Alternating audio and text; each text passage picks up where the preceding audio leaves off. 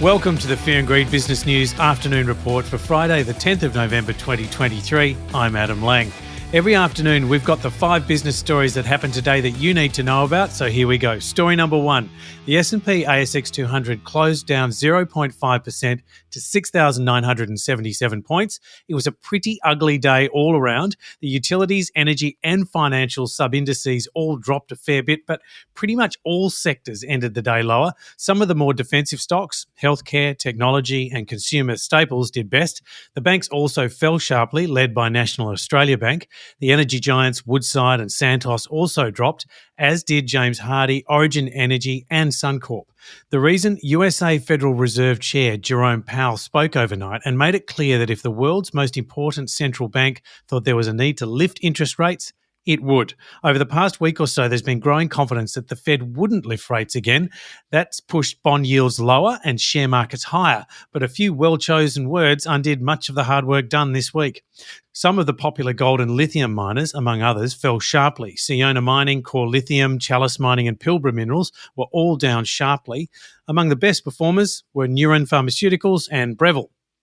Story number 2. The Reserve Bank released its full gambit of economic forecasts today and upped its inflation forecast and definitely left the door open for more rate rises. The central bank's quarterly statement on monetary policy said there was likely to be less progress in bringing down inflation in the quarters ahead, hence this week's 25 basis point rise in the official cash rate. The good news is that inflation expectations remain in line with the inflation target. The bank says another rate rise will depend on economic data. The bank also says as pandemic disruptions fade, productivity growth may pick up, reducing the growth of unit labour costs and further easing inflationary pressures. The bottom line is inflation is staying stubbornly high. Story number 3. Prime Minister Anthony Albanese has spoken to the President of the Palestinian Authority, Mahmoud Abbas, condemning Hamas's attack on Israel and reiterating his support for a two-state solution. In a call to the Palestinian leader, Mr Albanese also expressed his concern for all civilian casualties in Israel and Gaza and the need for international law to be observed. The talks followed conversations between Mr Albanese and Israeli Prime Minister Benjamin Netanyahu last week. Meanwhile, Mr Benjamin Netanyahu has reiterated that he has no plans to govern or occupy Gaza, but predicts the ultimate destruction of Hamas without saying when that would be accomplished. Story number 4. There was a bunch of corporate news out today. News Corp recorded declining net income in the September quarter and earnings per share were lower.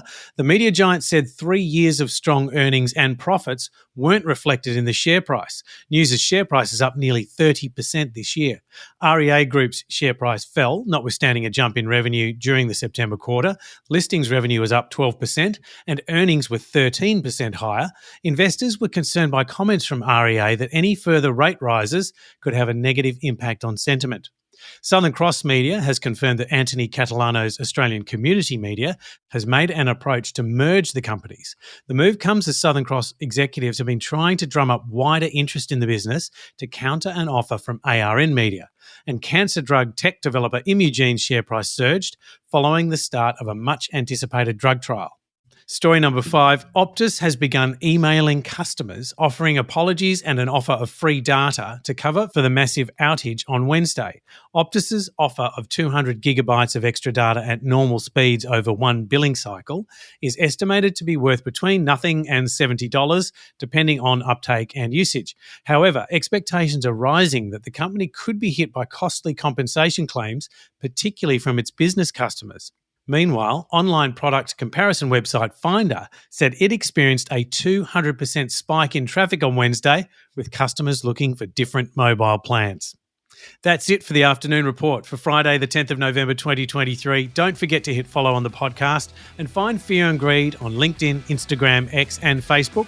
Join Sean, Aylmer and me tomorrow for the Fast 5 weekend edition by Fear and Greed. The top business stories of the week you need to know in 5 minutes. I'm Adam Lang. I hope you enjoy your evening.